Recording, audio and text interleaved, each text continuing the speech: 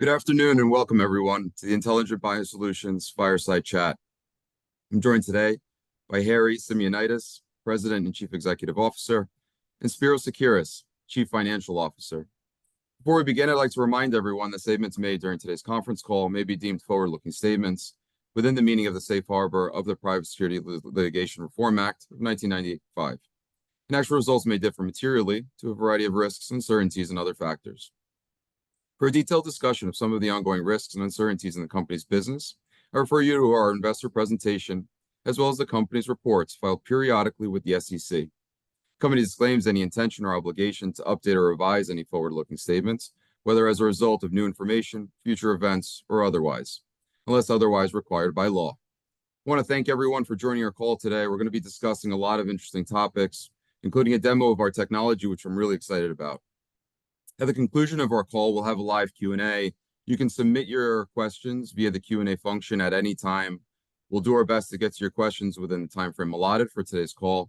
If for any reason we don't get to your question, you can always email us at inbs@kcsa.com. Please note this call is being recorded today, Wednesday, December 11th, 2024. The recording is also going to be available on the company's investor relations page under the events section at the conclusion of this call.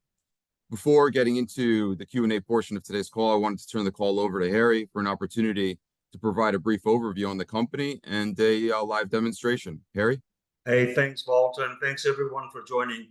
And what I'm going to do is I'm just going to go through a quick overview of the company. Like Walter did say, I'm sharing just a presentation. If you have any inquiries, like Walter said, please submit it to us and we'll try our best to get to them. So who we are, we're a medical technology company, and we provide rapid non-invasive testing solutions. And one area that we're particularly driving right now is screening for drugs of abuse in the workplace, in the workforce.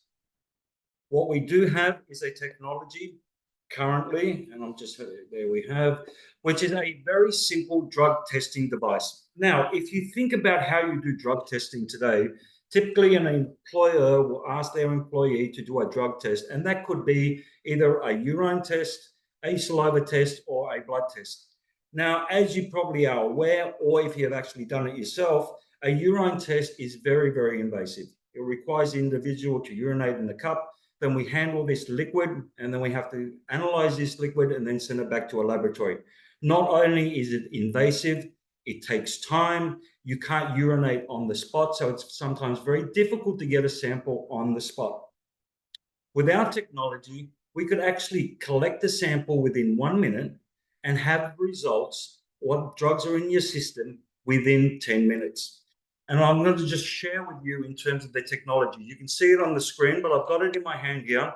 Here is what is called the reader device, or with the razor blade model. This is our razor. And here you can see a cartridge. This is where we collect the sample. I'm going to do a quick demonstration, doing it over the video. So what we would do first is we'd turn on our nice little reader and let it warm up in the background.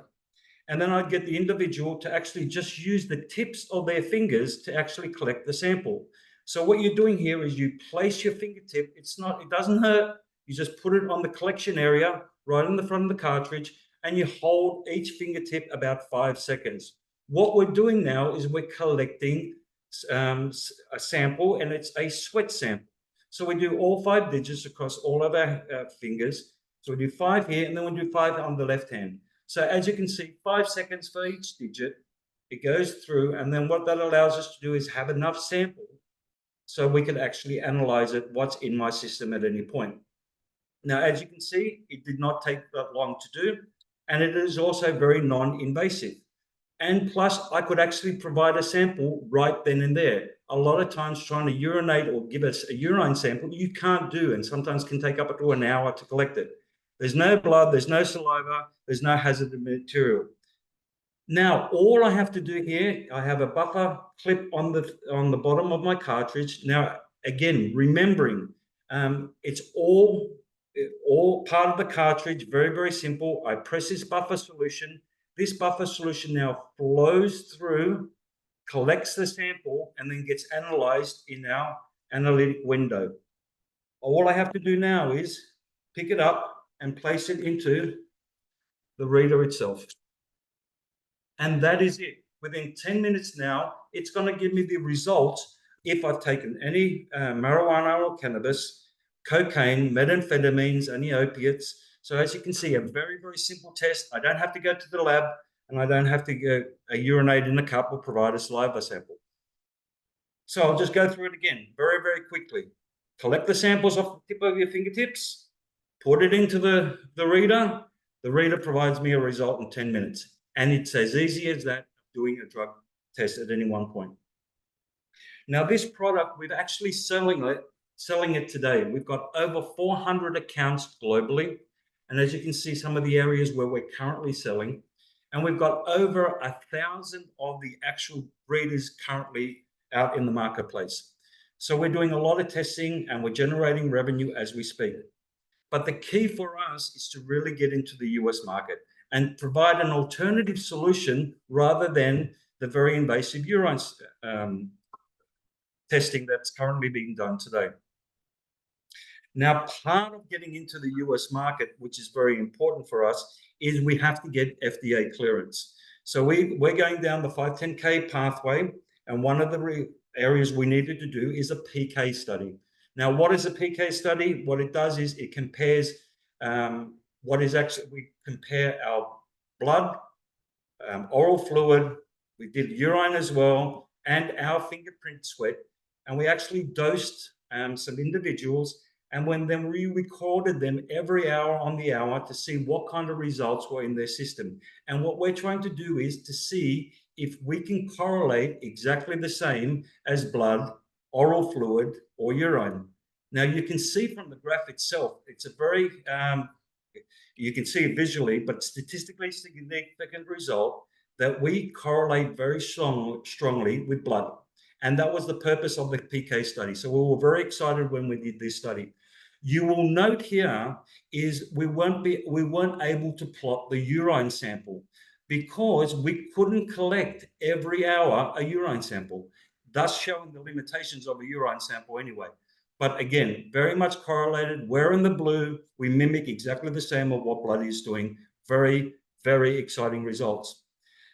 And also, we also announced what is our method comparison results, which actually gives us the sensitivity, specificity, and also the accuracy of our machine, this screening device that I just went through, compared to a lab result, which is the most accurate way that you can actually test for drugs.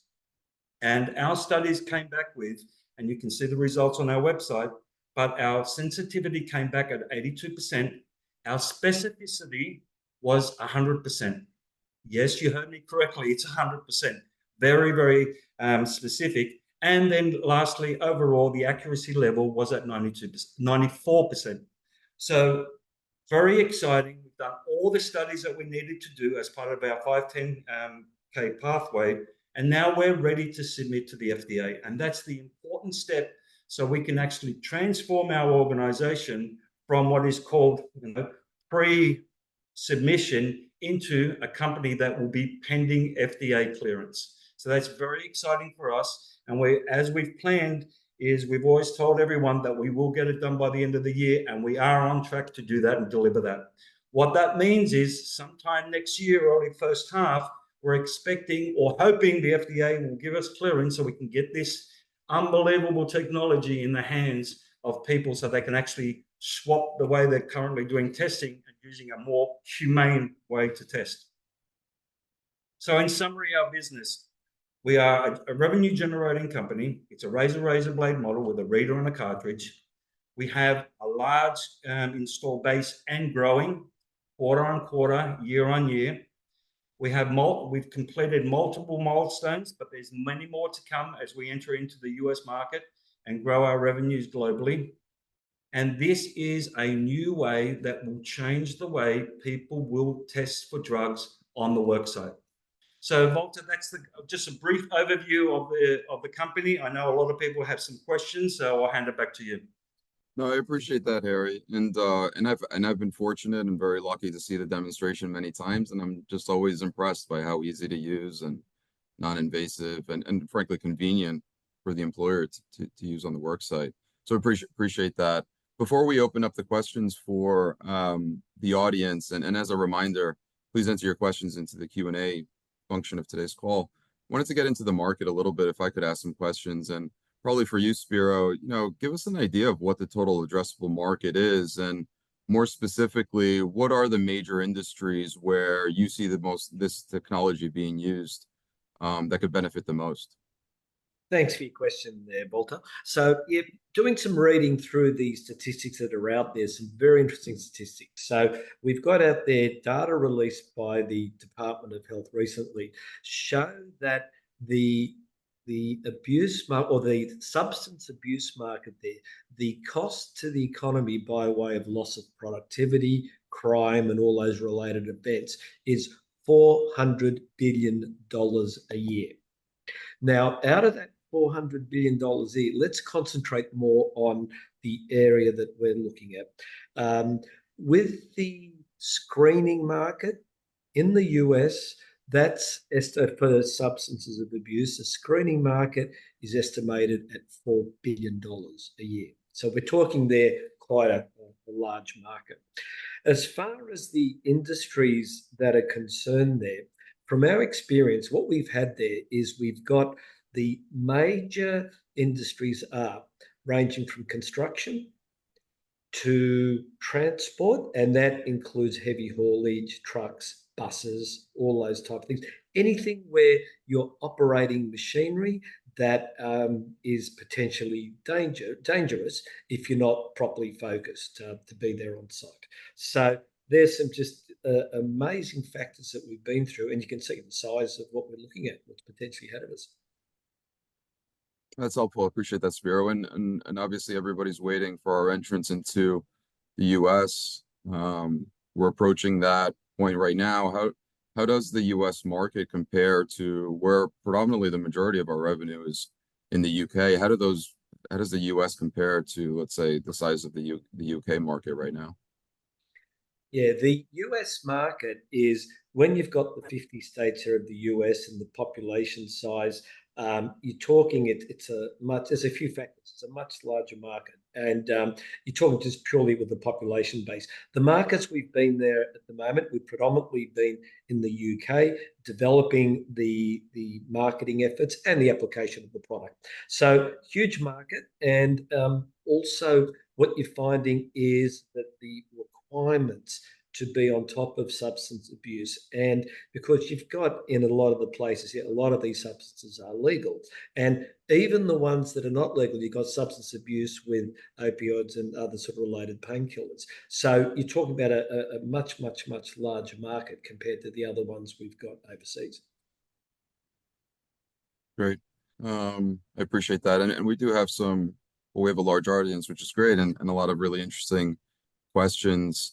One question is, so we have the existing device. Are there development plans for improvements or additional versions of the technology in the future? Yeah. Well, great question. And look, our number one priority is to get this cleared by the FDA first, right? So this version right now is our priority. But with anything, there has been feedback from our customers, and there's a huge demand to miniaturize this device to get a little bit smaller, so it's more portable. It's currently portable. It's got an 8-hour battery life, but people like things a little bit smaller. We like our phones smaller. The other thing is we don't have Wi-Fi capability right now, and we don't have any ecosystem around it either. So version 2.0, you will be seeing that we're going to develop the ability to have connectivity to a system and then provide an ecosystem for our customers to not only store their data, but to manage each of their sites so they understand exactly who's testing, who's not testing, what's happening out on the field, so they can get a daily update in terms of what they're doing in terms of tests. So it's exciting time. So yes, absolutely. Version 2.0 is coming. From a commercial standpoint, great for our customers, so the customers will get it, but then we can go back to our existing install base and upgrade them. Okay, so we want to continue to invest so they can always have the latest and greatest technology, so they're not left too far behind. So we've got an upgrade opportunity to generate extra revenue, but also keep it with the times of technology.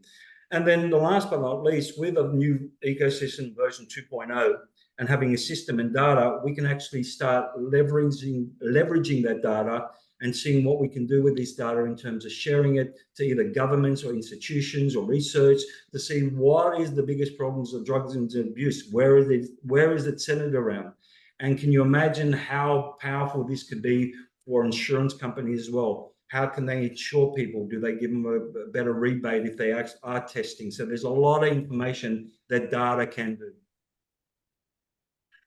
Great. And there's a question about the number of substances, and I think, Perry, you alluded to some of the substances that you are able to detect right now. Like, what are they again, and is that gonna grow in the future to detect other substances? Yeah. So what we do is we provide different panels depending on what the customer needs is.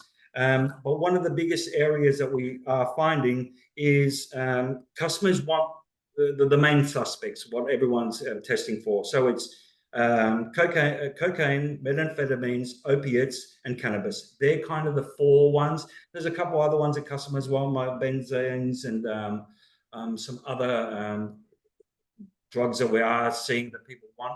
A lot of people ask us about, can you do fentanyl? Can you do tromonol? Can you do some of the other ones? Is if there's a demand and there's enough of a demand, we can look into that area. We've done aspects of studies of what we can and what we can't do.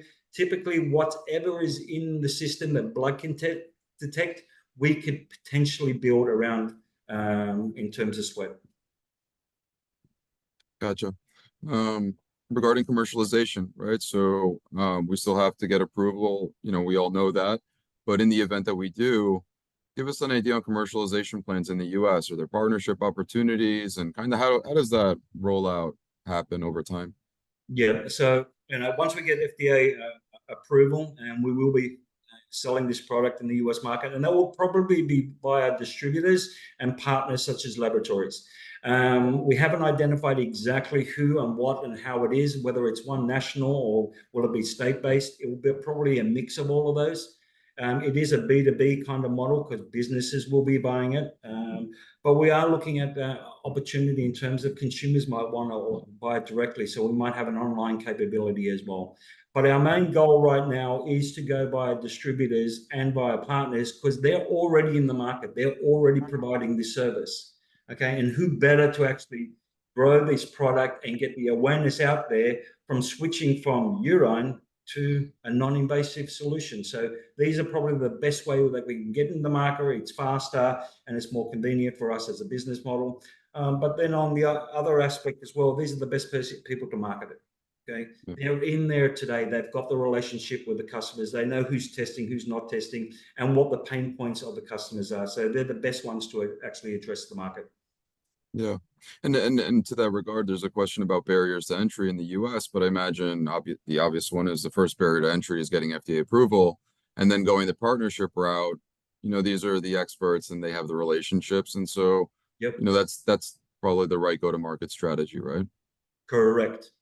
And to that point, Bob, we've got enough margins, so there's enough for both our partners and our distributors and us as a business, and that probably makes the most economic sense when we start ramping this product up throughout the Americas. Good. Have some financial related questions, Spiro, and maybe you can provide. We alluded to that we are revenue generating, but you want to give some specifics on revenue, year-over-year growth, market cap, things like that. Sure. So we've got there the revenue as per our last case. Now we're a junior end reporter. So the revenue as per our last case was 3.1 million, which is a growth of about 140% on the previous year. And that came about with our team really with the product, being in the market, learning the specifics of the market and targeting the product. That's been a great result, a great effort.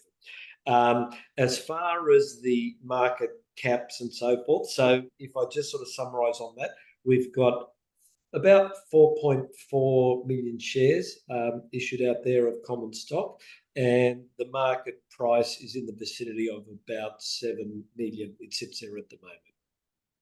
Good. And I know you guys spoke about the timing on FDA submission, but we do have another question. So you just want to reiterate what we've told the street as far as when we expect to submit to the FDA? So we've always told Australia we'll be submitting by the end of this year, and at this stage, and I'm very confident that we are on target to submit within the next week or so. Great. And I love this question. Do you believe the stock is undervalued, and why? That's a very good answer. Yeah, look, I get asked that all the time. And let me go through some fundamentals.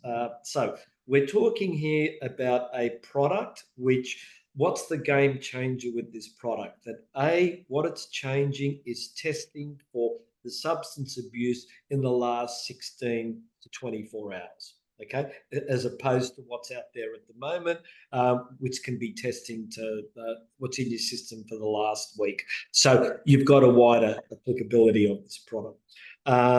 So that's the first thing. Second is the size of the markets that's out there. So we're talking about the US, but also other regions we're looking at and working at the moment, which starts with the UK, includes Europe, includes Asia, includes Australia, the Americas, so forth. So we've got that potential growth in there as well too. And then from that, as it grows, and also with the patents, it's not licensed or anything, we have the patents for this product, but it's all in our filings. You can all go and look it up in our Ks. It's around about 13 from memory, 13 patents out there. So with all those potentials, and then when you look at it and you say, well, the fundamentals are right, and of course, on the road to FDA approval and working on that. So when you're looking at all these things out there, these fundamentals, I look back at it and I say, all right, well, we kick all these goals, we deliver on all these things we're talking about. Is the market cap of 7 million right? Well, I'll leave it for everybody to think that answer for themselves. Okay. Yeah, well said, Spiro. And we don't have any other questions. Harry, Spiro, any concluding remarks before we conclude the call? No. I think the first one, that if anyone wants to know, I did test negative for all the drugs, so that's done. So everybody was wondering, Harry. So there you go. I was worried that they were going to ask me a question about that, but I've passed all the tests on that one. Thank God for that one. Look, this product, it will be a game changer in terms of how we test drugs in the overall marketplace. Drugs are becoming more and more legalized, and thus it becomes more of a requirement for workplaces to provide a safe workplace for all their employees. Now, the biggest barrier today was how to do the test. Okay, getting an individual to urinate is not a nice thing to do, to ask your employee. It's hard, it's cumbersome. To them to go to a lab, it's very, very complicated as well. Being able to test so simply, on-site, portable, at a fraction of a cost that it's doing today, there is no reason why companies won't be testing, and testing more often, so they can screen their actual employees so they don't do self-harm, but more importantly, doing harm to the public. Bus drivers, plane drivers, Uber drivers, Amazon drivers, there is a whole ecosystem and industry that requires more and more testing. So we're excited about the opportunity. Our clinical results have been very, very positive. It puts us on a pathway to actually go out to the FDA and submit to the FDA by the end of this year. And then we will become a company just waiting for that clearance for the FDA so we can start hitting the ground running. That's what we're all about. So I really appreciate the time, Walter, and everyone on the call on this one. And it's exciting times. And if I ask you anything, just keep an eye on us. I think it's very important to see how we will make a difference in terms of the drug screening market. Well said, Harry. Thank you both for your time today, and all of our participants. As I mentioned, if you have any additional questions, please email us, inbs@kcsa.com. Really appreciate everybody's time. Have a good night. Thank you. Thank you, everyone. Take care. Be safe.